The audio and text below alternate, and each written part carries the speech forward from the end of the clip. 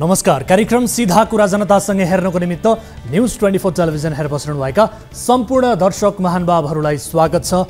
म वीरेन्द्र जैरू। हिजो आज संसदमा तमासा चलिरहेको छ। नारायण हिटी दरबारको जग्गा समेत आफू निकट व्यापारीलाई लिजमा दिने प्रपञ्च गरेका अध्यक्ष कमरेड ओलीका शब्दमा बैगुनी केटो अर्थात् नेकपा एमालेका युवा नेता योगेश भट्टराईको समेत संसदमा उच्च कन्फिडेन्ट देख्दा छक्क नपर्ने यो दुनियाँमा अर्को को होला? योगेशलाई काउन्टर दिन फेरि माओवादीबाट अघि सर्ने को थाहा छ? देवेन्द्र पौडेल। पौडेल त्यस्ता पात्र हुन् जो शिक्षा मन्त्री हुँदा मेडिकल व्यापारीले विद्यार्थी लुट्दा चुसम्म बोल्ने हिम्मत गर्दैन थिए। विद्यार्थी लुटिरहँदा पौडेल हेरिरहन्थे। हुन त उनलाई के खाँचो? आफ्ना सन्तानले अमेरिकाको राम्रै शिक्षा लिइरहेका थिए। दुनियाँका छोराछोरी जनयुद्ध नामक श्रृङ्खलामा शहीद हुँदा त फरक परेन भने केही विद्यार्थी लुटिउन् कुटिउन्, कुन ठुलो कुरो भएर? मन्त्रीज्यू, विद्यार्थीको यस्तो हालत हुँदा पनि तपाईँको भूमिका किन निष्क्रिय भन्ने प्रश्न हामी जस्ता पत्रकारले सोद्धा उनी झर्किएर फोन काट्थे। आज तिनै देवेन्द्र पौडेल योगेश भट्टराईसँग संसदमा सवाल जवाफ गरिरहेका छन्। विशेषता मिल्नेले आफ्ना साथी आफै खोज्दा रहेछन्। एउटा गाँजा सेवनकर्ता सडकको एक किनारबाट हिँडिरहेको अर्को सेवनकर्तालाई हेरेकै भरमा चिन्छ रे।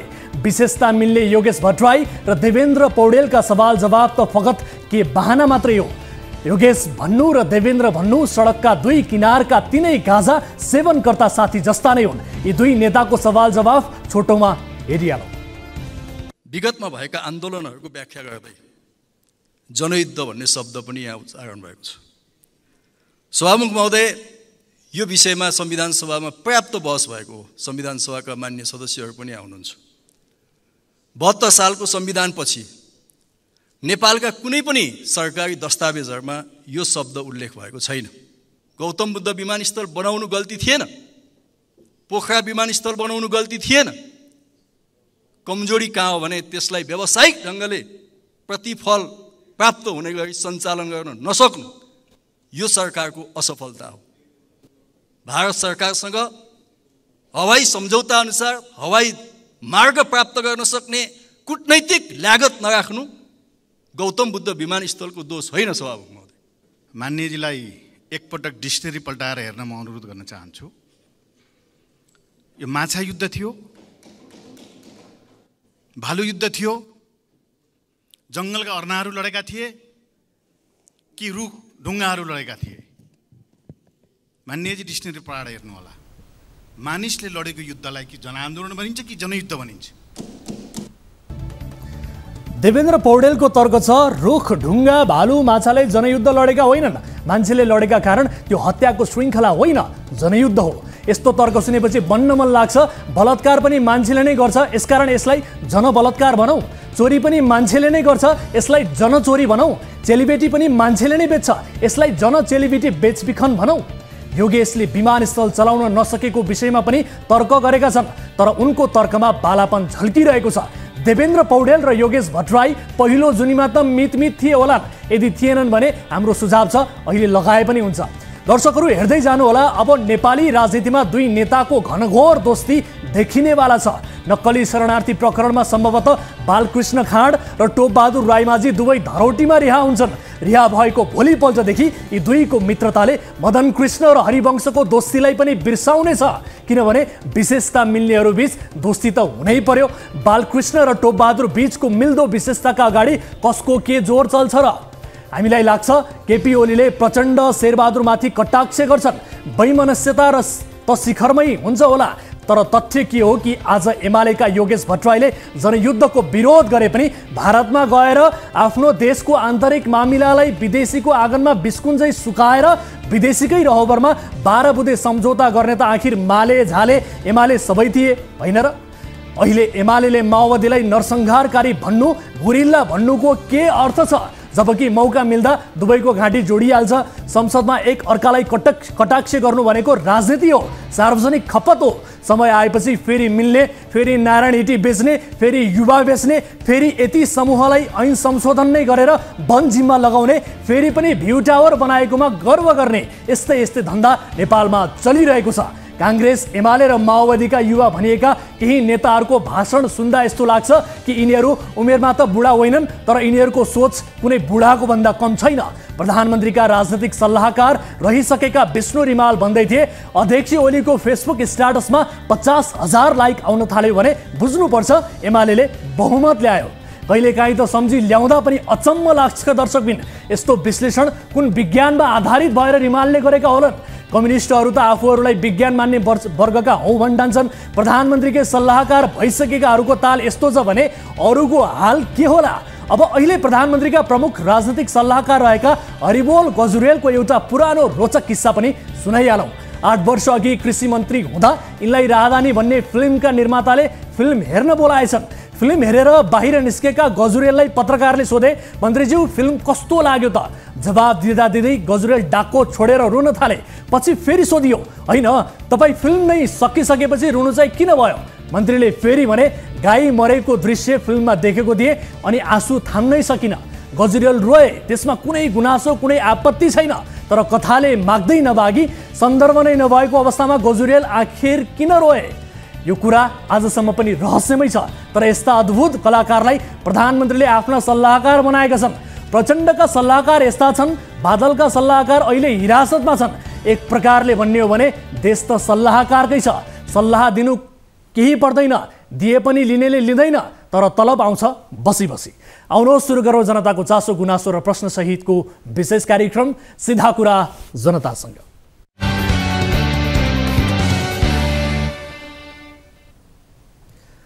ब्रेकपछि स्वागत छ दर्शकहरू। कार्यक्रम सिधा कुरा जनतासँगको एउटा नयाँ श्रृङ्खलामा उपस्थित भइसकेका छौँ। विविध विषयसहित आजको कार्यक्रममा उपस्थित भएका छौँ। न्युज 24 टेलिभिजनबाट प्रत्यक्ष रूपमा प्रसारित छौँ। आम नागरिकको चासो गुनासो र प्रश्नहरूलाई समेट्दै ती विषयको जवाबदेहिता खोज्ने र ती विषयको समाधान खोज्ने क्रम निरन्तर जारी छ। आजको कार्यक्रममा मान्छेलाई छोएकै भरमा निको पारिदिने भन्दै भ्रम छर्दै भाइरल बनिरहेका भरत भट्टराई उर्फ सीमान्त गुरुको अर्को ठगी धन्दाको पर्दाफास गर्दैछौँ। यिनै गुरुले कैयौँ मान्छेको बिल्लीबाट बनाएर उनीहरूलाई सडकसम्मै पुर्याइदिएका छन्। पीडितहरू हाम्रो कार्यालयसम्म आएका छन् र यी सीमान्त गुरुसँग हामीले यसबारे जवाफ लिएका छौँ। उनको जवाब के छ त्यो पनि आजको कार्यक्रममा हामी प्रस्तुत गर्दैछौँ। यस्तै मृगौला रोगी डायलासिस नपाएर सडक आन्दोलनमा उत्रिएको सिराहाको यो कहाली लाग्दो प्रसङ्ग पनि आजको कार्यक्रममा प्रस्तुत गर्दैछौँ र यसको जवाफ लिँदैछौँ। यस्तै भूमाफियासँग वर्षौँ लडेर खोसेको जमिन सुटुक्क माओवादी नेताको प्रतिष्ठानलाई दिइएको विषय पनि आजको कार्यक्रममा उजागर गर्दैछौँ। धोबी खोला करिडोरको यो जमिन प्रतिष्ठानलाई दिइएपछि यति बेला चर्को विरोध भइरहेको छ। यो प्रसङ्ग के हो आजको कार्यक्रममा देखाउँदैछौँ र नेटवर्किङ बिजनेसका नाममा भइरहेको ठगी धन्दाबारेको एक रिपोर्ट पनि समावेश हुनेछ। यसबाहेक तपाईँ दर्शक महानुभावहरूसँगको प्रत्यक्ष कुराकानीमा जोडिनेछौँ। कुनै पनि समस्या पर्नु भएको छ, कुनै पनि गुनासाहरू छन् भने हाम्रो टोल फ्री नम्बर 1660122424, यसै गरी एनसेल नम्बर रहेको छ 980115 72424 तपाईँका लागि खुला गरिसकेका छौँ।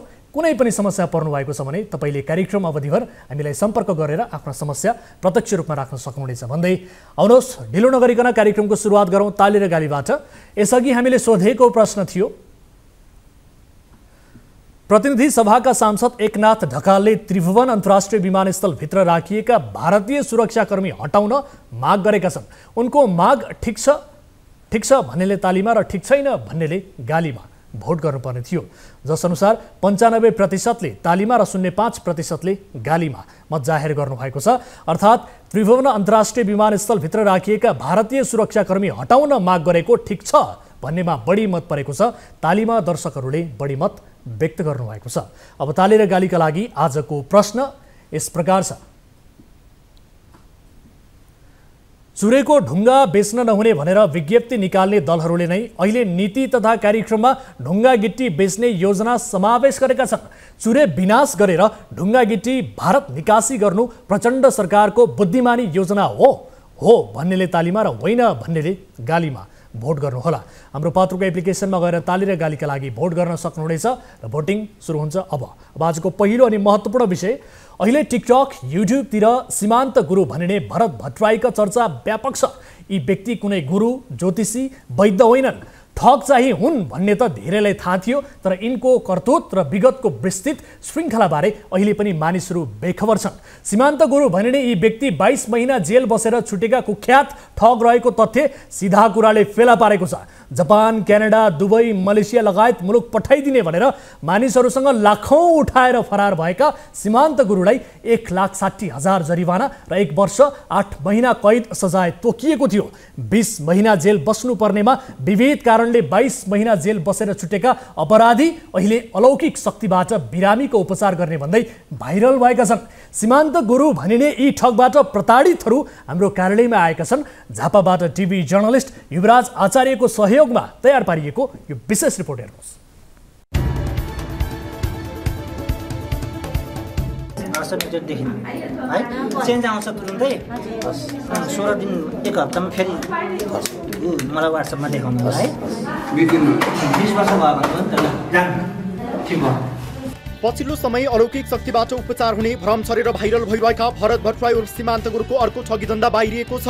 मोरङको पथरी शनिस्तरी नगरपालिका 7 मा स्थायी घर भएका 42 वर्षीय कथित ज्योतिषी सीमान्त गुरुले अन्धविश्वास र भ्रम फैलाएर उपचारका नाममा शुल्क उठाउने मात्रै होइन, वैदेशिक रोजगारका नाममा समेत कयौं युवाहरूको बेल्लीबात बनाएको तथ्य सिधा कुरा जनतासँगले फेला पारेको छ। भट्टराईले वैदेशिक रोजगारका लागि क्यानाडा, जापान, दुबई र मलेसिया लगायत विभिन्न देशमा पठाइदिने भन्दै युवा ठगेका थिए। ठगिएकाहरू प्रमाण बोकेर सिधा कुरा जनतासँगको सम्पर्कमा आएका छन्। झापा घर भएका यी युवा र यिनकी बहिनीलाई रोजगारका लागि जापान पठाउने भन्दै भट्टराईले 2074 मा 60 लाख रुपियाँ असुले, तर उनीहरूलाई भेजेट भिसामा मलेसिया पुर्याएर 3 महिनासम्म अलपत्र पारिदिए। पीडितहरू जसोतसो आफैले टिकट काटेर नेपाल फर्किए। पीडितहरूले आफूले बुझाएको पैसा फिर्ता माग्दा भट्टराई भने फरार भए। मैले प्रोसेस गरेपछि मलाई यहाँदेखि मलेसियासम्म पुर्यायो। मलेसिया पुर्याएर 3 महिना राख्यो। आज हुन्छ भने यो भेटाउँछ, भोलि हुन्छ भन्छ, यस्तो फेक भिजाहरू लिएर देखाउने, फेक डिमान्डहरू देखाउने। अनि त्यसपछि हामी 4 जना गएको थियौँ। 4 जना गएपछि उसले चाहिँ 10 जनाको डिमान्ड लिएर आयो मलेसियामा हुँदा। अनि अरू 6 जना पुगेन, अब तिमीहरू रोक्यौ भन्यो। त्यसपछि मेरो यता बहिनीहरूलाई चाहिँ ल यस्तो छ, अब 6 जना खोजा भनेर त्यहाँ मान्छे खोजेर कागज गराएछ उसले, ल तिमीहरूले गरिदेऊ उहाँ भइसक्यो काम भनेर जम्मा जम्मी अनि त्यहाँबाट पैसा लिएर 60 लाख लिएर गयो। अहिले यी पीडित मृगुला सम्बन्धी रोगबाट ग्रसित छन्। नियमित डायलाइसिस गर्नुपर्ने अवस्थामा रहेका उनी पैसाको अभावले थलिएका छन्। यिनलाई यो अवस्थामा ल्याउने व्यक्ति यिनै सीमान्त गुरु भनिने भरत भट्टराई हुन्। भट्टराईले रोक्नेको पार्छन् भन्ने भ्रममा परेर धेरै मानिसहरू उनी भए ठाउँ पुगिरहेका छन्। मेरो यो हालत छ अहिले हेर्नुहोस्, म डायलाइसिस गरिरहेको छु हप्तामा 2 पल्ट। मलाई अहिले यस्तो समस्या छ, मलाई डायलाइसिस गर्नलाई जाने आउने भाडासम्म पनि छैन।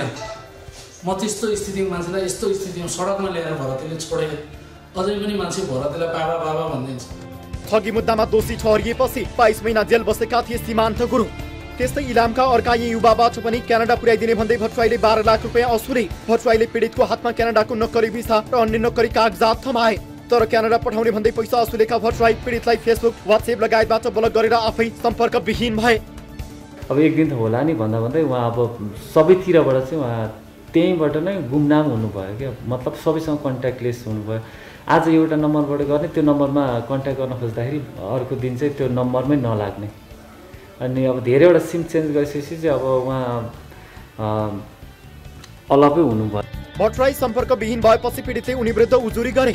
मुद्दा सर्वोच्च अदालतसम्म पुगेपछि सर्वोच्चले पीडितका पक्षमा फैसला नै गर्यो। सर्वोच्चको फैसलाको पूर्ण पाठमा भनिएको छ, भरत भट्टराई वैदेशिक रोजगार ऐन 2064 को दफाको 43 को कसुर गरेको ठहर भएको विशेष सरकारी वकिल कार्यालय काठमाडौँबाट पेश भएको सजाय पूर्वको प्रतिवेदन समेत अध्ययन गरी पीडितको बिगो समेतको आधारमा प्रतिवादी भरत भट्टराईको वैदेशिक रोजगार ऐन 2064 को दफा 43 बमोजिम रु 1,60,000 जरिवाना र 1 वर्ष 8 महिना कैद गर्न मानसिक हुने देखियो। 1 वर्ष 8 महिना कैद भनिए पनि भट्टराईलाई 22 महिनासम्म दिल्ली बजार कारागारमा राखिएको थियो। त्यसपछि उनी 5 लाख धरौटी बुझाएर रिहा भएका थिए। त्यसपछि अदालत उपस्थित नभएर उनी फरार भएका थिए। 22 महिना जेल बस्नुभयो। 22 महिना जेलबाट बसेर उहाँ जुन अदालतको प्रक्रिया हुन्छ, जुन फेरि बिचमा हाजिर हुने, उहाँ चाहिँ त्यो हाजिर पनि नगरिकन उहाँले व्यवस्था गरेर चाहिँ उहाँ फेरि पनि हराउनु भयो। अनि सम्पर्कमा पनि आउनु भएन। भट्टराईले 7 वर्ष अघि वैदेशिक रोजगारकै लागि दुबई पुर्याउँछु भन्दै थापा गौरादहका अमृत थापा, प्रेम बहादुर खड्का, तेज बहादुर अधिकारी र मोहन घिमिरेको समेत लाखौं रुपियाँ ठगी गरेका छन्। 2073 सालमा थुप्रै व्यक्तिको रकम ठगी गरी फरार भएका भट्टराईले पछिल्लो समय सामाजिक सञ्जाल टिकटक, फेसबुक लगायतबाट सोझा साझा नेपालीलाई भ्रम फैलाउँदै ठगी धन्दा चलाइरहेको पीडितहरूको भनाइ छ। साउसँग 1 लाख रुपियाँ ऋण लिएकोले गर्दाखेरि अहिलेसम्म हामी ब्याज तिरेर गरै नै छौँ। त्यो 1 लाखले धेरै लाख पुगिसकेको छ। अब यो 7 वर्षपछि चाहिँ अहिले उहाँ एकैचोटि देखिनु हुँदैछ। अब यो चाहिँ कसरी हुन्छ, अब हामीहरूलाई चाहिँ अब प्रशासनले पनि दिलाउन सकेन। त्यतिखेर गर्ने जति सबै उपाय गरिसकेका थियौँ। अब अहिले आएर मिडियामा कसरी हुन्छ, के हुन्छ, अब यसो गर्दा दिने हुन् कि भन्ने एउटा आशावादी चाहिँ हामीले लिएका छौँ। 7 वर्षदेखि खोज्दा पनि आफूहरूले भेटाउन नसकिरहेको भट्टराई अहिले एकाएक भाइरल बाबाको रूपमा देख्दा आफूहरू अचम्ममा परेको पीडितहरूको भनाइ छ। 7 वर्ष 73 सालदेखि अहिलेसम्म पैसा ठगेर पनि उहाँलाई भेट्न सकेको थिएन। अहिले निस्किनु भएछ र हामीले देख्यौँ र यहाँ मिडियासम्म आयौँ। झापाकै सीता थापाका पतिलाई विदेश पठाउँछु भनेर भट्टराईले 1 लाख ठगी गरेका छन्। साउबाट ऋण काटेर बुझाएको रकम भट्टराईले अहिलेसम्म फिर्ता नदिँदा समस्या परेको सीता बताउँछिन्। वैदेशिक रोजगारमा लान्छु भनेर होटेलका लागि लाने भनेर उहाँले भिसा निकाल्नु भएको हो। विदेश भिसामा लाने भनेपछि हाम्रो श्रीमान नजानु भएको हो। उहाँले लाने प्रक्रिया नगरेपछि हाम्रो पैसा दिनु भन्दाखेरि हामी लिन जाँदा उहाँले पैसा दिनु भएन। बिरामीको स्वास्थ्यमाथि खेलबाड गर्दै कथित ज्योतिषी सीमान्त गुरुले तारकेश्वर नगरपालिका 7 मनमैजो स्थित आशापुरी चोकसँगैको एक घरमा अलौकिक मनोवैज्ञानिक शास्त्री ज्योतिषी प्रहरी सञ्चालन गरेर बसेका थिए। तर भिडबाट होहल्ला गरेको भन्दै स्थानीयले गुनासो गरेपछि उनको अड्डा प्रहरीले बन्द गरिदिएको थियो। एक ठाउँको अड्डा बन्द गरिए पनि भट्टराईले आफ्नो धन्दा चाहिँ जारी राखेका छन्। मंगलबार दाङको तुलसीपुर 6 को सिद्धेश्वरी मन्दिरमा बिरामी अशक्तलाई भेटेर धन्दा चलाउने कार्यक्रम तय गरेका थिए। तर स्थानीय प्रशासनले त्यसमा रोक लगायो। त्यसपछि उनी बाँकेतर्फ लागेका थिए। तर अहिले उनी कहाँ छन् अत्तो पत्तो छैन। यिनले फागुन 22 मा पोखराको एक रिसोर्टमा स्वास्थ्य शिविर चलाएका थिए। उक्त शिविरमा प्रहरी समेत उनको अन्धविश्वासमा परेर उपचार गराइरहेका थिए। तर फागुन 23 गते उनलाई कास्की प्रशासनले नियन्त्रणमा लियो। जिल्ला प्रशासन प्रहरी स्वास्थ्य कार्यालयको चोरीले छापा मारेर उनको साथबाट 1,23,000 रुपियाँ समेत बरामद गर्यो। त्यसै दिन प्रहरीले उनलाई हाजिरी जमानीमा छाड्यो भने उनले सञ्चालन गरेको 3 दिन चल्ने भनिएको शिविर बन्द भएको थियो। को हुन् भट्टराई? भट्टराई पहिला मोरङको पथरी स्थित बुद्ध चोकमा फोटो स्टुडियो समेत सञ्चालन गरेर बसेका थिए। उनी करिब 20 वर्ष यता भने काठमाडौँमा बस्दै आएका छन्। केही साथीका अनुसार उनी पहिले मोरङमा सडक नाटक गर्ने एकाध म्युजिक भिडियोमा काम गरेका थिए। उनले केही समय काठमाडौँमा म्यान पावर व्यवसायीसँग मिलेर पनि काम गरेको बताइन्छ। अहिले उनी एकाएक अलौकिक गुरु भन्दै टिकटकमा देखिएका छन्। त्यति मात्रै होइन, अनुहार हेरेर रोक्नीको पार्ने फेस रिडर भन्दै विभिन्न जिल्ला चहर्न समेत थालेका छन्। टिकटक र सामाजिक सञ्जालमा भ्रमपूर्ण भिडियो पोस्ट गरेकै आधारमा उनलाई भेट्न आउनेको भिड लाग्ने गरेको छ। 2063 सालमा कुवेत गएका उनी 3 वर्षमै फर्केर पत्रकारितामा संलग्न भएका थिए। आफै सम्पादक भई पथरीबाट क्रान्तिपुर साप्ताहिक पत्रिका चलाए। टिकटकमा भाइरल भएपछि वैशाख 27 देखि उनको घरमा ताला लागेको छ। बाआमा कहाँ छन् भन्ने स्थानीयलाई समेत जानकारी छैन। दर्शकहरू, यस विषयमा हामीले सीमान्त गुरु भनिने भरत भट्टराईसँग संवाद गर्ने प्रयास गर्यौं, तर उनले हामीले सोधेको प्रश्नको जवाब दिन आलटाल गर्दै फोन नै काटेका छन्। उनीसँगको संवादका क्रममा भएको अडियो रेकर्ड हामी यहाँहरू समक्ष प्रस्तुत गर्न चाहन्छौँ। हेर्नुहोस्। तपाईको विषय आयो कि यहाँ यो तपाईले पहिला चाहिँ 6-7 वर्ष अगाडि विदेश लाने भनेर धेरै मान्छेलाई ठग्नु भएछ है। एक पक्ष भयो होइन, हामीले तपाईँलाई सोधिरहेछौँ। तपाईँको भनाइ राखेर अब यो 2 दोहोरो बनाउने भन्ने उद्देश्यले तपाईँलाई फोन गरे हो होइन? भेट्ने होइन, तपाईँ आज हामीसँग लाइभमा कुराकानी गर्न सक्नुहुन्छ सर? आज हामी यो विषय प्रस्तुत गर्दैछौँ होइन, अनि सब प्रमाण प्रस्तुत गर्दैछौँ। प्रमाण सहित तपाईँ 22 महिना दिल्ली बजार कारागारमा बसेको, त्यस पछाडि अदालतको पेशीमा चाहिँ तपाईँ उपस्थित नभएको, फरार भएको, अनि त्यस पछाडि तपाईँले चाहिँ आफ्नो यो नाम बदलेर अलौकिक शक्ति भनेर जुन यो भ्रम फैलाइरहनु भएको छ नि सर, यो सब प्रमाण आज हामी प्रस्तुत गर्दैछौँ। सर भेट्ने होइन, तपाईँ भन्नु न, यो विदेश लैजाने भनेर धेरै मान्छेलाई किन ठग्नु हो तपाईँले? होइन, अहिले भन्नुहोस् न सर, तपाईँलाई भन्ने मौका दिइरहेछौँ। Canada, Japan, Dubai, Malaysia, Europe पठाउँछु भनेर तपाईँले कयौँ मान्छेसँग पैसा लिनु भएको छ सर। 60 लाख रुपियाँसम्म लिनु भएको छ। होइन, मिटिङमा हो कि होइन? तपाईँ पहिला भन्नुहोस् न, तपाईँले यो विदेश पठाउने भनेर मान्छेहरूसँग पैसा लिएको हो कि होइन सर? दर्शकहरू, त्यसपछि उनले फोन काटेर फेरि पनि हामीले फोन गऱ्यौँ, फोन उठाएका छैनन्। खैर, समस्या सीमान्त गुरु भनिने यी ठगहरूबाट मात्र भएको होइन। यस्ता नटवर लालहरूले जे भन्यो त्यही पत्याएर उनको अड्डामा भेटी दक्षिणा बोकेर जाने तपाईँ हामी पनि दोषी हौँ। एकपटक ठगी आरोप पुष्टि भएर सजाय भइसक्दा पनि यी भट्टराई सुध्रिएका छैनन्। पाठेघरको समस्या, रगत जाने, सेतो पानी बग्ने, मुटु दमका रोगी, प्यारालाइसिसका बिरामीलाई पनि छोएकै भरमा, हेरेकै भरमा निको पार्ने भनेर छरिएको भ्रममा विश्वास गर्नेहरूलाई तपाईँ हामी सबैले सोधौँ। अब अस्पतालहरूमा डोजर चलाए भयो होइन? भ्रम छरेर ठगी धन्दा चलाउनेलाई हाम्रो देशको सरकार पनि केही गर्न सक्दैन। टुलु टुलु हेरेर बस्छ। सरकारको हेराइ यतिमा मात्र सीमित छैन, सिराहामा जेनेरेटर मेसिन नभएको भन्दै मृगौला रोगीको डायलासिस समेत गरिएन। मध्य प्रदेशको सिराहामा रहेको प्रादेशिक अस्पतालमा विद्युत आपूर्ति अवरुद्ध हुँदा मृगौला रोगीका लागि डायलासिस सेवा नै रोकिन्छ। मृगौलाको काम गर्न छाडेपछि मृगौलाले काम गर्न छोडेपछि बिरामी जोगाउने अन्तिम विकल्प डायलासिस नै हो। यति महत्त्वपूर्ण सेवा प्रभावित गर्नै नहुने हो, तर भएको एउटा जेनेरेटरमा पनि आगो लागेको भनेर अर्को किनिएको छैन। डायलासिस गराउन गएका केही बिरामी आफै सडकमा पुगेर आन्दोलन गर्न बाध्य भए। भन्नका लागि मधेस प्रादेशिक अस्पताल सिराहालाई प्रदेशकै उत्कृष्ट अस्पताल भन्ने गरिएको छ, तर एउटा जेनेरेटर खरिद पनि समयमा नहुँदा बिरामी सडकमा पुगेर आन्दोलन गरिरहेका छन्। सिराहाबाट टिभी जर्नलिस्ट दिलीप सहनीले पठाएको यो अर्को रिपोर्ट हेर्नुहोस्।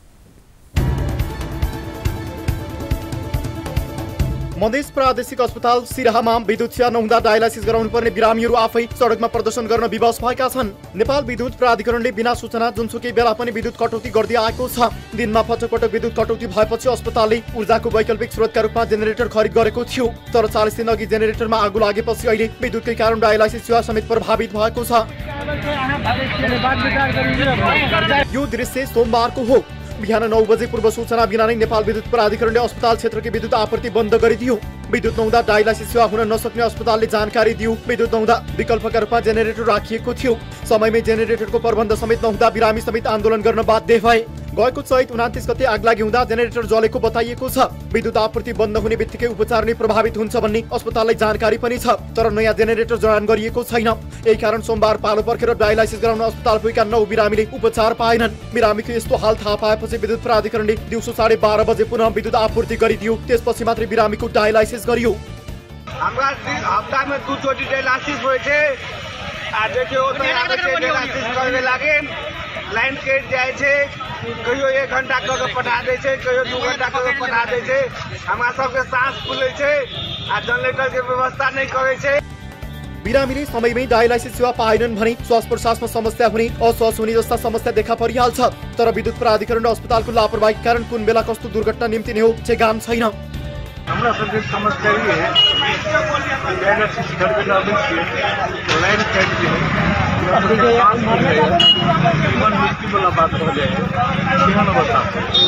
प्रादेशिक अस्पताल सिराहामा 46 बिरामीले नियमित डायलासिस गराउँदै आएका छन्। बिरामी तथा स्थानीयहरूले विद्युत आपूर्ति नियमित नहुँदा अस्पतालको सेवा 1 महिनाभन्दा बढी समयदेखि प्रभावित भइरहेको जानकारी दिएका छन्। बिरामीहरूले विद्युत आपूर्ति नियमित गरेर डायलासिस सेवा नियमित गरिनुपर्ने, विकल्पका रूपमा जेनेरेटर तयारी अवस्थामा राखिनुपर्ने माग गरेका छन्।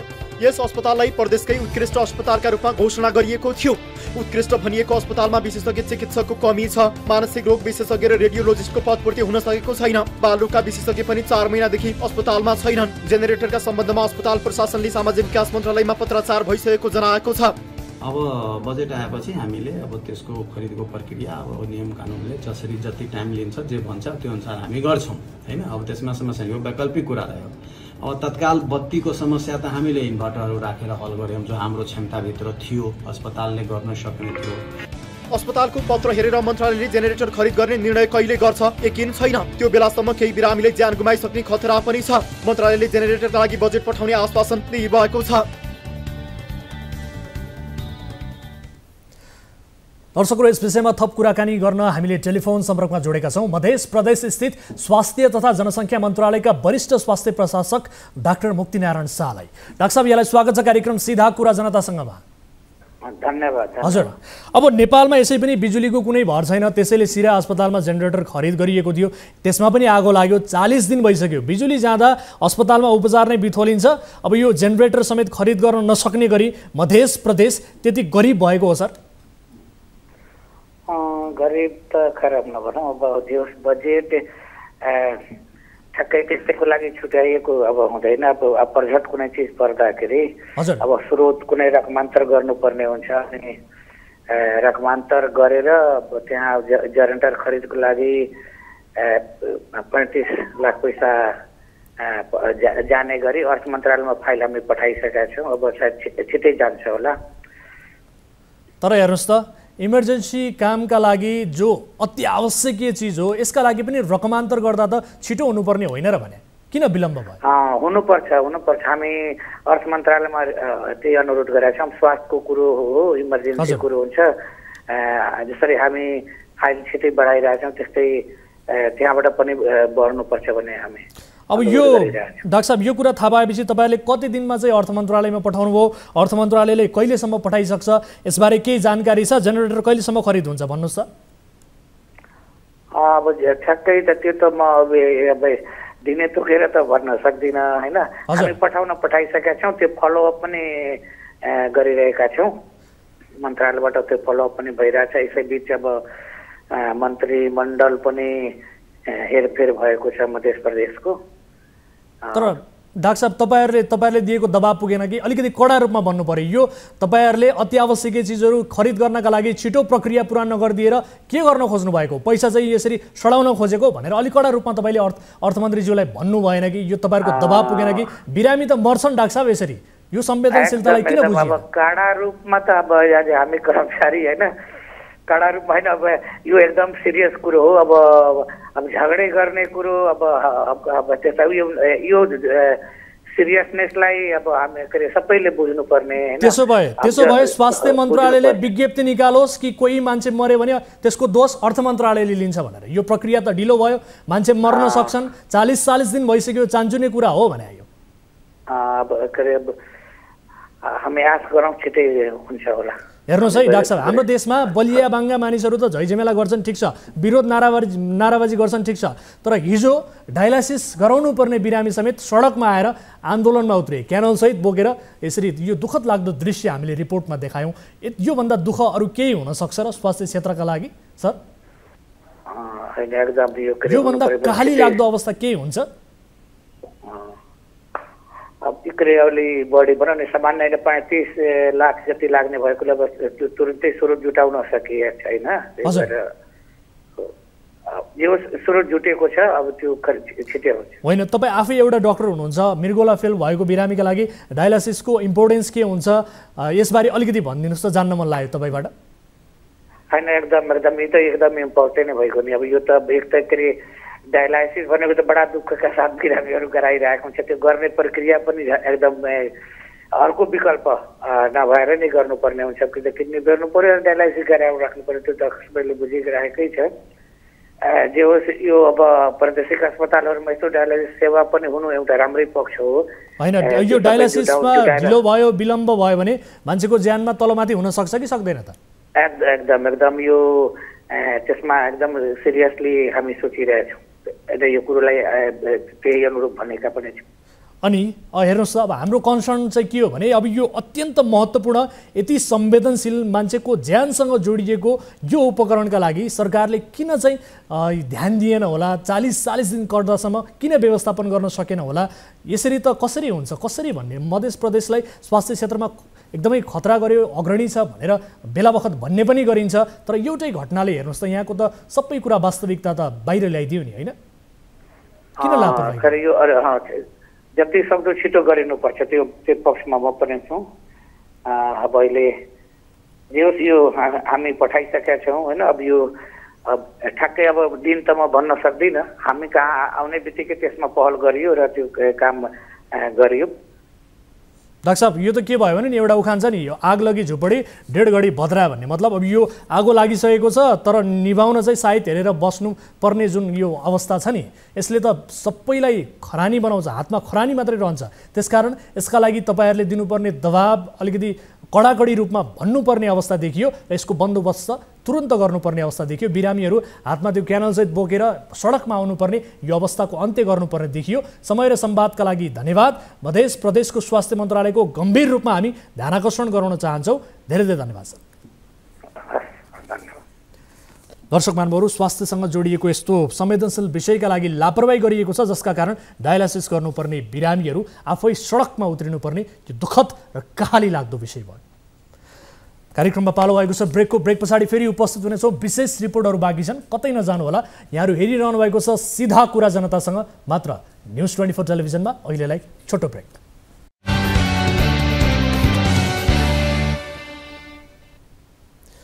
ब्रेकपछि स्वागत छ दर्शकहरू कार्यक्रम सिधा कुरा जनतासँगमा। अब अर्को विषय, one time business life time profit, अर्थात् एकपटक लगानी गरेपछि जीवनभर मुनाफा हुने प्रलोभन दिने कम्पनीको नाम हो क्रिएटिभ मिसन प्राइभेट लिमिटेड। यो स्लोगन सुन्दा जो कोही पनि लोभिन सक्छन्, तर कम्पनीले जीवनभर मुनाफा दिने होइन, स्लोगनको प्रलोभनमा सयौं बेरोजगार युवाहरूलाई ठगेको पाइएको छ। नेटवर्किङ बिजनेसका नाममा काठमाडौँको सामाखुसीमा खुलिएको क्रिएटिभ मिसन प्राइभेट लिमिटेडले ठगी धन्दा चलाइरहेको दाबी पीडितहरूको छ। कम्पनीबाट ठगिएपछि पीडित युवाहरू न्युज 24 टेलिभिजनमा आएर आफ्नो गुनासो पोखेका छन्। हेरौँ पीडितको गुनासोका आधारमा तयार पारिएको यो विशेष रिपोर्ट। कक्षा 12 मा अध्ययनरत 17 वर्षीय ऋतु आछामी कामको खोजीमा थिइन्। काठमाडौँमा कोठा भाडा मात्र जुटाउन सक्दा पनि घरका लागि भर्ते हुने उनको बुझाइ थियो। कलेजका साथीले आफूले गरिरहेको काम गरी राम्रो कमाइ हुने प्रलोभन दिन्छन्। कलेजका साथीले भनेअनुसार ऋतुको भेट एक नेटवर्किङ कम्पनीका व्यक्तिहरूसँग हुन्छ। उनीहरूले 1000 रुपियाँ तिरेर 4 दिनको तालिम लिन भन्छन्। थप केही लगानी गरे विदेश घुमाउन लैजाने आकर्षक तलब सहितको जागिर दिने प्रलोभन कम्पनीका व्यक्तिहरूले दिन्छन्। त्यसका लागि 11,000 देखि 5 लाखसम्म लगानी गर्नुपर्ने शर्त राखिन्छ। जति धेरै लगानी उति धेरै मुनाफा हुने भनेर ऋतुलाई विश्वासमा लिइन्छ। 15 दिनमा लगानी फिर्ता हुने आश्वासनमा परेर ऋतुले बाबुले ऋण गरेर पछाएको 1,13,000 रुपियाँ ती कम्पनीका सञ्चालकले भनिअनुसार लगानी गर्छिन्। मलाई चाहिँ त्यहाँनिर होइन यस्तै जब भ्याकेन्सी म चाहिँ काम खोज्दै हिँडिरहेको थिएँ।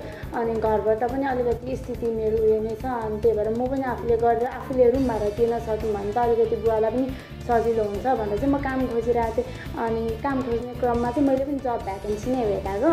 अनि मलाई चाहिँ त्यो मेरो आफ्नै कलेजको दिदी हुनुहुन्थ्यो। अनि उहाँले भन्नुभयो मैले पनि यस्तो यस्तो काम गरिरहेको छु, राम्रो पैसा कमाउँछु, मलाई केही पनि भन्नु भएन कि। ऋतुले दिएको रकम 15 दिनमा फिर्ता आउने भनिएको थियो। तर त्यो रकम फिर्ता आएर विदेश लैजाने वा अन्य फाइदा हुने कुरा पनि भ्रामक थिए। रकम फिर्ता माग्दा कम्पनीका सञ्चालकहरूले विभिन्न सामान दिने गरेका छन्। ती सामान बिक्री गरेर आउनु भन्ने जवाब कम्पनीले दिन्छ। बजार मूल्यभन्दा औधी चर्को मूल्यका ती सामान बिक्री हुने सम्भावना निकै कम हुन्छ। यस्ता सामान बिक्री गर्न विक्रेताले अर्को कुनै सोझो ग्राहकलाई ठग्नु पर्ने नै हुन्छ। ऋतु र उनी जस्तै धेरैलाई झुक्क्याएर पैसा असुल्ने कम्पनी हो क्रिएटिभ मिसन प्राइभेट लिमिटेड। यो कम्पनीको कार्यालय काठमाडौँको सामाखुसीमा छ। नेपालमा प्रतिबन्धित नेटवर्किङ बिजनेस गरेर सोझा सिधा मानिसहरूलाई यो कम्पनीले फसाउँदै आएको पीडितहरूले बताएका छन्। मेरो साथीहरू टन्नेर ल्याएर जोइन गरेर म आफ्नो पैसा निकाल्न सक्थेँ। तर उहाँले काम गर्न नसक्दा अरू मान्छेहरू रुखो देख्दाखेरि अनि मलाई रियलाइज भयो कि यो काम गरेर यो काम लाग्नेवाला छैन। मान्छेहरूलाई रुवाएर पाप पनि त लाग्छ नि त हामीलाई। कति मान्छे रुनुहुन्छ, आमा बुवा मलाई मेरो बुवाले लोन तिरेर लोन गरेर पठाउनु भएको। मलाई नि 15 दिनभित्रमा के अरे फिर्ता हुन्छ भनेर नि म नि सँगै गएको यसमा चलेर 10 दिनको दिनमा गएको थिएँ म चाहिँ। तर मेरो पैसा रिटर्न भएन। अहिले 7 दिनको दिनभित्र मात्र आयो भनेर कुराहरू यस्तो सपनाहरू देखाइदिएर हुन्छ, मेरो सपना यहाँबाट पुरा हुन्छ है भनेर हामी लाग्दाखेरि अब फस्दाखेरि त नराम्रो सबैलाई अभियसली लागिहाल्छ नि। अनि फेरि काम पनि भइरहेको छैन, घरबाट त्यस्तै टर्चर आउँछ होइन।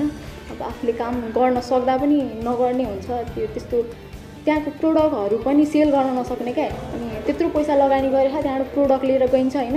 अब त्यो त्यहाँबाट किनेको सामान हामीले बजारमा त्यही पैसामा बेच्न नि सकिँदैन, एकदम महँगो हुन्छ। अनि त्यस कारणले पनि कम्पनीको ठगीको शिकार हुनेमा धेरैजसो 16 देखि 25 वर्ष उमेर समूहका युवा छन्। आकर्षक आम्दानीको प्रलोभन देखाएर कम्पनीले सयौं युवालाई बेचल्लीमा पारेको छ। प्रहरीमा जाँदा समेत आफ्नो समस्या सुनवाई नभएको भन्दै पीडितहरू न्युज 24 को कार्यालयमा आएका थिए। 9वटा लाइसेन्स चाहिँ तपाईँले सेल्स गर्नुपर्ने हुन्छ भन्नुभयो होइन। अनि लाइसेन्स सेल गरेपछि चाहिँ अब प्रोडक्ट पनि तपाईँले पाउनुहुन्छ, प्रोडक्ट चाहिँ उहाँहरूले दिनु पर्दैन भन्नुभएको थियो त्यतिखेर चाहिँ। र अहिले चाहिँ कस्तो भयो भनेदेखि हामीले त्यहाँ चाहिँ हामी जस्तै बेरोजगारहरूलाई चाहिँ के भन्छ लानुपर्ने रहेछ होइन। हामीले जस्तै ट्रेनिङ लिएर चाहिँ हामीले जस्तै लगानी गर्नुपर्ने रहेछ। उहाँले ठगी कम्पनी हो बिल्कुलै, पैसाको चौखेलले सोझा साझा जनतालाई लुटेर भाग्ने कम्पनी हो। त्यो चाहिँ सरासर फ्युचर चाहिँ केही नै छैन क्या त्यसमा। त्यतिको हाम्रो प्रमाण लिएर जाँदा पनि बिग्रो कार्यालयले चाहिँ नि व्यवस्था गरिदियो कि ती 3 चोटि जाँदा नि हप्ता दिनपछि आउनुहोस्, 3-4 दिनपछि आउनुहोस्। यस कम्पनीका सञ्चालक छन् पवन मगर र विकी खत्री। पीडितको गुनासोपछि हामीले कम्पनीका सञ्चालक मध्येका पवन मगरलाई सोद्धा उनले आफूहरूको कम्पनी नेटवर्किङ कम्पनी नै नभएको दाबी गरे। आफ्नो कम्पनी कपडा उत्पादन गर्ने कम्पनी भएको र कसैबाट पैसा नउठाएको उनले दाबी गरे। तपाईहरुले गरिरहेको नेटवर्किङ बिजनेस हो कि होइन मलाई क्लियर गरिदिनुस् त। होइन सर, त नेटवर्किङ त हुँदैन। नयाँ सदस्यबाट तपाईहरु पैसा लिनुहुन्न? यस्तो हो कि सर, तपाईले जुन हिसाबले भनिरहनु भएको छ नि पैसा लिनुहुन्न भन्ने कुरा गराउनु भएको छ, टीमा पैसा त कसले लिन्छ भन्ने कुरा हो क्या। तपाईहरुले लिइराख्नु भएको छ? उहाँले उत्पादन किन्छु भन्नुहुन्छ नि, डेफिनेटली उहाँले उत्पादन किनेर बापतको पैसा त डेफिनेटली त उहाँले दिनुहुन्छ नि त। ल ठिक छ, के गर्नुहुन्छ भन्नुस्। यदि तपाईँहरुले पैसा असुल्नु भएको छ भने तपाईहरु पैसा फिर्ता गर्न तयार हुनुहुन्छ? अफकोर्स हामी तयार छौँ, अफकोर्स तयार छौँ। तर पीडितहरूले कम्पनीले लाखौं रकम बुझाएको कागज प्रमाण हामीलाई देखाएका छन्। यो कम्पनी 2079 साल साउन 25 गते कम्पनी रजिस्ट्रारको कार्यालयमा दर्ता भएको थियो। प्रबन्ध पत्र संशोधन गर्दै 12 वटा उद्देश्य थप गरिएको छ। कम्पनीका सञ्चालकले माग अनुसार मालवस्तु उत्पादन गर्ने र सप्लाई गर्ने दाबी गरेका छन्। तर यो कम्पनीको काम भने युवा युवतीबाट पैसा असुलेर सदस्य बनाउने र उनीहरूलाई नेटवर्किङ व्यवसायमा लगाउने रहेको देखिन्छ। दर्शकहरू, धेरै नेपाली युवाहरू बेरोजगारीको अवस्थामा छन् र यही चरम बेरोजगारीको अवस्थामा रहेका युवाहरूको जुन अवस्था छ यो अवस्थाको फाइदा उठाउँदै नेटवर्किङ बिजनेस गर्नेहरूले आफ्नो धन्दा चलाइरहेका छन्। धेरै नेपाली युवाहरूलाई सजग गराउनका लागि हामीले यो रिपोर्ट प्रस्तुत गरेका छौँ। यो रिपोर्टबाट यसरी नेटवर्किङ बिजनेस जो नेपालमा अवैधानिक मानिन्छ, लिगल छैन, यसबाट ठगिनका लागि, जोगिनका लागि मद्दत होस् भन्नका लागि यो विषयलाई समावेश गरेका छौँ। अब अर्को विषयतर्फ यहाँहरूको ध्यान आकर्षण गराइहाल्छु। काठमाडौँ महानगर वडा नम्बर 5 स्थित धोबी खोला करिडोरमा केही रोपनी सार्वजनिक जमिन छ। धेरै अघि धोबी खोलाले आफू बग्ने बाटो फेरेपछि नदी उकासका रूपमा अहिलेको जमिन निस्केको थियो। त्यो जमिनमा भूमाफियाको आँखा लाग्यो। भूमाफियासँग वर्षौं मुद्दा मामिला गरेर वडा नम्बर 5 का बासिन्दाले जमिन छुटाएर छाडे। भूमाफियासँगको लडाईँको नेतृत्व गर्ने मध्येका एक थिए वडा नम्बर 5 का हालका अध्यक्ष वीरेन्द्र प्रजापति। अहिले तिनै वडा अध्यक्षलाई समेत थाहा नदिई माओवादी सरकारले आफ्नै पार्टी निकट संस्थालाई सुटुक्क जमिन 40 वर्षका लागि दिएको छ। यो थाहा पाएपछि स्थानीय सरकार भने रुष्ट छ।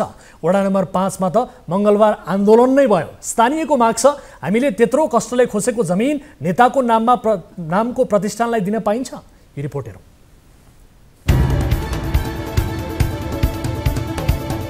भूमाफियाको कब्जाबाट छुटाएर संरक्षण गरिएको धोबीखोला करिडोरको जमिन सरकारले सुटुक्क माओवादी पार्टी निकट एक प्रतिष्ठानलाई दिएपछि विरोध चर्किन थालेको छ। स्थानीय सरकारसँग समन्वय नगरी सरकारले एकलौटी निर्णय मार्फत 40 वर्षका लागि निर्मल लामा स्मृति प्रतिष्ठानलाई दिएपछि स्थानीयहरू मंगलबार नाराबाजी सहित प्रदर्शनमा उत्रिए। सार्वजनिक जग्गा कुनै पनि संस्थालाई दिन पाइँदैन। कुनै पनि सार्वजनिक जग्गा यो 5 वटाकै सार्वजनिक कार्यको लागि हुनुपर्छ। सार्वजनिक जग्गा जथाभावी गर्न पाइँदैन। सरकारको निर्णय नियम विपरीत भएको, सरकारले एकलौटी गरेको र सार्वजनिक जग्गा कुनै पार्टी निकट संस्थालाई दिन खोजिएको भन्दै स्थानीय आन्दोलित भएका हुन्। स्थानीयको हित विपरीत कुनै पनि संरचना बनाउन नदिने स्थानीयले चेतावनी समेत दिए। हाम्रो जनप्रतिनिधि छ नि अहिले, कसैलाई पनि कुनै खबर पनि छैन। अझ जनप्रतिनिधि स्थानीय व्यक्ति कसैलाई पनि खबर नभएको हुनाले यो अमुक सरकारकै भित्री मिलोमटो अथवा अझ जग्गा दलालीहरूकै करामत भन्नुपर्छ यसलाई त। जग्गा यहाँको जनताको, यहाँको युवाहरूको हितको लागि, यहाँका बुढाहरूको हितको लागि, यहाँको जनसमुदायहरूको हितको लागि यो हुनुपर्छ। नेपाल सरकारले निर्मल प्रतिष्ठानलाई सरकारसँग पैसा मन चाह्यो भने, भ्रष्टाचार गरेन भने थुप्रो जग्गाहरू पैसा छ, किन्नुपर्छ। सिधै खानु पाएन। तपाईँको संस्थाको नाममा तपाईँको यो ब्यागबाट तपाईँको खानला हो क्या चाहिँ 40 वर्षको तपाईँको लिजमा दिएपछि 40 वर्ष हामी मरिसकेका हुन्छ। 40 वर्षपछि के हो भन्दाखेरि हाम्रो सन्ततिले तपाईँको यो त पहिला यो थियो अरे भन्छ। सेम तपाईँको यो तपाईँको बाल मन्दिरको काण्ड हुन्छ। यो नापजाप पनि गर्न दिँदैनौँ होइन, बन्न पनि दिँदैनौँ। यो सार्वजनिक जग्गा हो, सर्वसाधारण सबैजनाले प्रयोग गर्न पाउनु पर्यो। यहाँ टोलबासी हाम्रो 5 नम्बर वडाले चाहिँ हाम्रो यो सार्वजनिकै हुनुपर्छ। स्थानीय सरकार सञ्चालन ऐन अनुसार सार्वजनिक जग्गा भाडामा दिने निर्णय गर्दा स्थानीय तहको सहमति अनिवार्य लिनुपर्छ। तर यो निर्णय गर्दा न वडा कार्यालयसँग सहमति लिएको छ, न त काठमाडौँ महानगरसँग कुनै समन्वय नै गरिएको छ। संघीय सरकारको यो निर्णय विरुद्ध वडा र महानगर दुवै तहले असन्तुष्टि जनाएका छन्। वडा अध्यक्ष वीरेन्द्र प्रजापतिको समूहले भूमाफियाबाट जोगाएको जमिन नेताको नामको प्रतिष्ठानलाई यो जमिन भूमाफियाको कब्जामा परेर पहिले कित्ता काट भइसकेको जमिन हो। माफियाको कब्जाबाट फुत्काउन वडा नम्बर 5 का वीरेन्द्र प्रजापति र उनको समूहले वर्षौं मुद्दा लडेको थियो। गत वर्षको चुनावमा भूमाफिया विरुद्ध लडेका वीरेन्द्र प्रजापति नै वडा नम्बर 5 का अध्यक्षका रूपमा निर्वाचित पनि भए। अहिले यी वडा अध्यक्षलाई समेत थाहा नदिई सरकारले नेताको नामको संस्थालाई जमिन दिएको छ। धोबीखोला करिडोरको यो जग्गा 2021 सालको नापीमा नदीको बहाव क्षेत्रमा थियो। पछि खोलाको बाटो फेरिएपछि उकास जमिन निस्केको छ।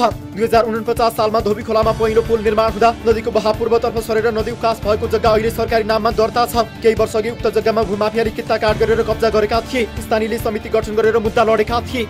सर्वोच्च अदालतले 2076 सालमा जग्गा सार्वजनिक भएको फैसला गरेपछि यो जमिन वडा कार्यालयले संरक्षण गर्दै आएको छ। यहाँ गएर सरकारले गरेर ल्याएर यहाँ गुठीको मिलामटो गरेर यहाँ पूर्ता निकाल्छ। पूर्ता निकालेपछि त्यही भएर अहिले यो उहाँले भने जस्तै मुद्दा सुधाखेर ज्यानको बाइज लगाएर सबै गरेर अनि फेरि सार्वजनिक भएको नै एक्कासी अब निर्मल प्रतिष्ठान बनाउने भन्यो अरे। अब यो कसरी कहाँबाट आयो? हामी त 15-20 वर्ष भइसक्यो यसको लागि लागिरहेको। यो कसरी भयो? कसले थाहा भयो? कसले जानकारी दिने? हामी यो जग्गा वडा नम्बर 5 को हुनुपर्ने हो। यहाँ हामीलाई खेल्नेको अवस्था हुनु पर्यो, पार्क हुनु पर्यो, खाली हुनु पर्यो, जे हो हाम्रो 5 नम्बर वडाको लागि हुनु पर्यो। यो केन्द्र सरकारको लागि हुँदैन यो जग्गा। यो वडा नम्बर 5 को जग्गा हो। वडा नम्बर 5 को लागि हाम्रो डिमान्ड छ। हाम्रो 5 वडा बासिन्दाले नै यो सार्वजनिक जग्गा उपभोग गर्न पाउनै पर्छ। अरु केही भन्न चाहदिनँ। हाम्रो 5 नम्बर वडाले उपभोग गर्न पाउनै पर्छ। हाल महानगरले यस जग्गामा 10 लाख खर्चेर बाटो सम्याउने काम गरिरहेको छ। खुला ठाउँलाई तारजारी लगाएर पार्क बनाउने महानगरको तयारी छ। तर संघीय सरकारले एकलौटी निर्णय गरेर निर्मल लामा स्मृति प्रतिष्ठानलाई जग्गा दिएको छ। खाली रहेको सार्वजनिक जग्गालाई संरक्षण गर्नुको साथो संघीय सरकारले कार्यालय भवन र स्मृति पार्क निर्माण गर्न स्वीकृति दिएको हो।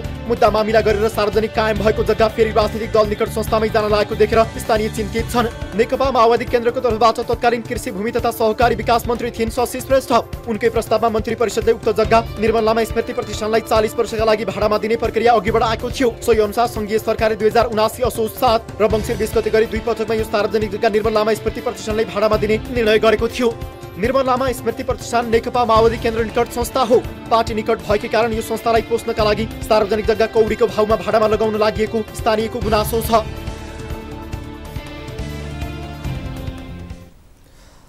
दर्शकहरू, यस विषयमा थप कुराकानी गर्नका लागि हामीले टेलिफोन सम्पर्कमा जोडेका छौँ काठमाडौँ महानगरपालिका वडा नम्बर 5 का अध्यक्ष वीरेन्द्र प्रजापतिलाई। वडा अध्यक्षज्यू, यहाँलाई स्वागत छ कार्यक्रम सीधा कुरा जनतासँगमा।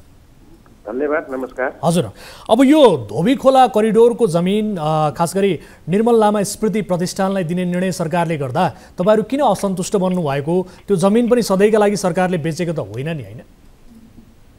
हजुर, यसमा यस्तो छ, सरकारको एउटा सरकारले लिजमा दिँदा पनि सरकारको कार्यविधि नियम कानुन छ, हैन? सरकारले लिजमा दिनु पर्दाखेरि जिल्ला प्रशासन कार्यालयको अध्यक्षतामा एउटा समिति गठन हुनुपर्छ। समितिले चाहिँ स्थानीय तहको सिफारिस आवश्यक पर्छ। सिफारिस नलिकन अथवा स्थानीय सरकारको सहमति नलिकन जिल्ला प्रशासन कार्यालयमा समिति गठन गर्नुपर्ने गठन नगरिकन वडावासीको जनचाहना विपरीत उहाँहरूले एकलौटी ढङ्गले नेपाल सरकारले मन्दिर प्रशासनले एकलौटी ढङ्गले जनताको चाहिँ मतलाई व्यवस्था गरेर निर्णय गरेको छ। यो निर्णय कार्यान्वयन हुँदैन। अब स्थानीय सरकारलाई पनि पेलेरै जाने संकेत देखियो र सँगसँगै स्थानीय प्रशासनबाट पनि प्रक्रिया पुरा भएको छैन। यो हिसाबले हेर्ने हो भने त संघीय सरकारले त तपाईहरुलाई पेलेरै जाने संकेत देखाइसकेको छ। अब के गर्नुहुन्छ? नेपालमा त कानुन छ नि सर, कानुन।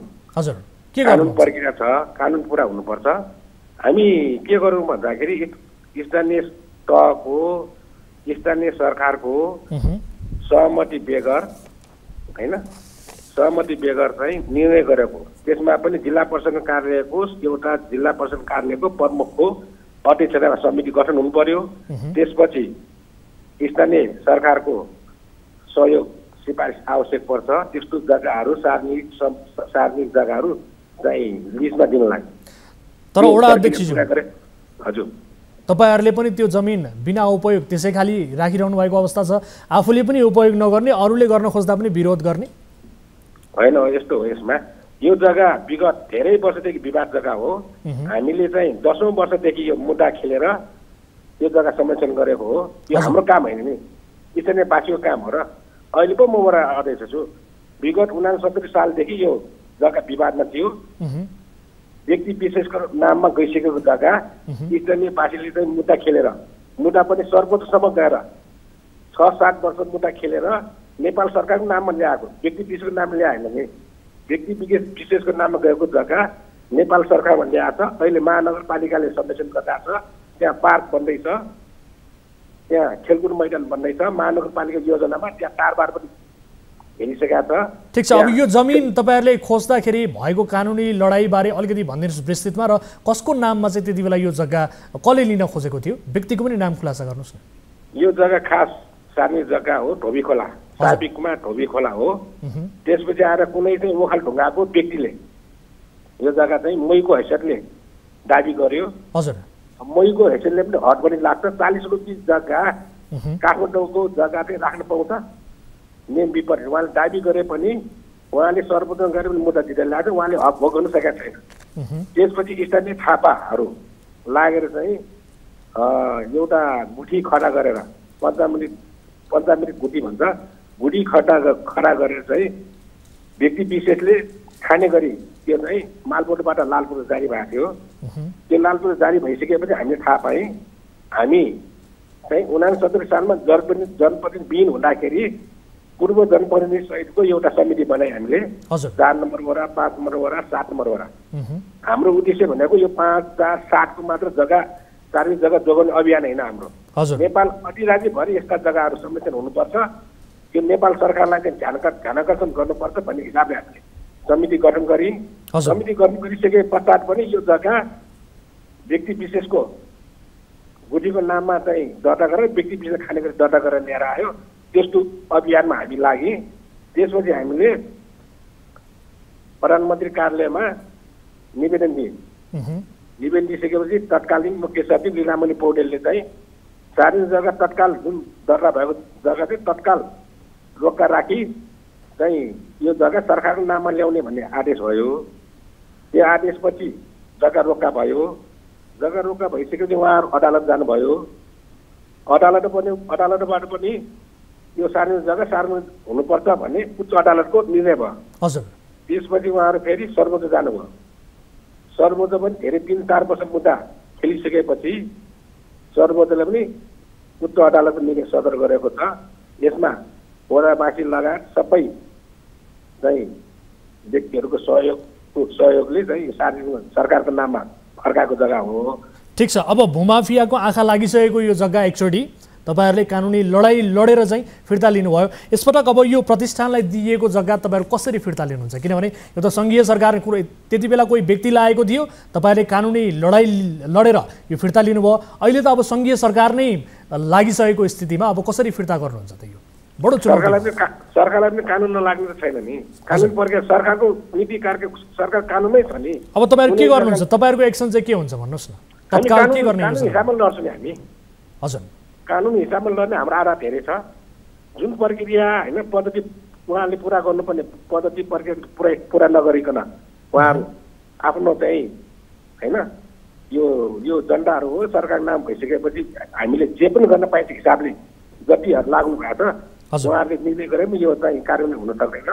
त्यसैले कानुन प्रक्रियामा हामी धेरै माथि छौँ।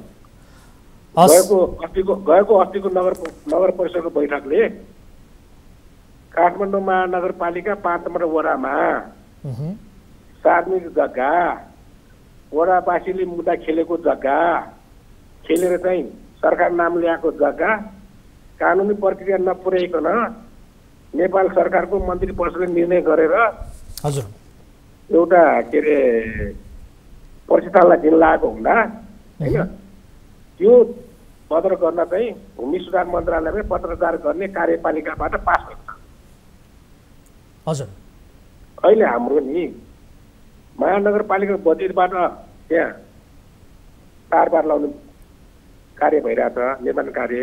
त्यसपछि खेलकुद मैदान लगाएर पार्क बनाउने योजना छ हाम्रो, डिपिआर बनिसकेको छ। ओके, कुनै जग्गा लिनु पर्यो भने स्थानीय पालिकासँग सरसल्लाह गर्नुपर्छ कि परेन? पर्छ। स्थानीयसँग सिफारिस लिनुपर्छ कि परेन? जस्तै अघि भने मैले काठमाडौँ जिल्ला प्रशासन कार्यालयको प्रमुखको अध्यक्षतामा बैठक राखेर विभिन्न प्रक्रियाहरू पुरा गर्नुपर्छ। कानुन प्रक्रिया सरकार आफै चाहिँ कानुन प्रक्रिया बनाउने अनि आफै उल्लङ्घन गर्ने कुरा हुन्छ। त्यसकारण यो कुनै हालतमा चाहिँ उहाँले उपभोग गर्न सक्नुहुन्न, यो निर्णय बदल हुन्छ। हस्, वडा अध्यक्षज्यू, यो समय र संवादका लागि यहाँलाई धेरै धेरै धन्यवाद। हजुर, धन्यवाद, नमस्कार। दर्शक महानुभावहरू, स्थानीयहरू विरोधमा उत्रिएका छन्। अर्कोतर्फ स्थानीय सरकार आफै रुष्ट बनेको छ। तर धोबी खोला करिडोरको जमिन निर्मल लामा स्मृति प्रतिष्ठानलाई दिने निर्णय भने सरकारले गरिसकेको यो अवस्था छ। यो विषयलाई हामी फेरि पनि फलोअप गर्छौँ। कुनै पनि समस्या पर्नु भएको छ भने तपाईँले हाम्रो टोल फ्री नम्बर 1660 012 24 24, यसै गरी एनसेल नम्बर रहेको छ 98 015 724 24 र एनटिसी नम्बर 97 45 61 56 54मा 24 घण्टा हामीलाई सम्पर्क गर्न सक्नुहुनेछ। तपाईँले एनसेलको नम्बरमा भाइबर मार्फत गुनासाहरू पनि टिपाउन सक्नुहुनेछ। आजलाई यिनै विषयहरू प्रस्तुत गर्दा गर्दै कार्यक्रम सिधा कुरा जनतासँगको निर्धारित समय सकिएको छ। कार्यक्रमबाट म वीरेन्द्र जैरू बिदा हुन्छु। नमस्कार।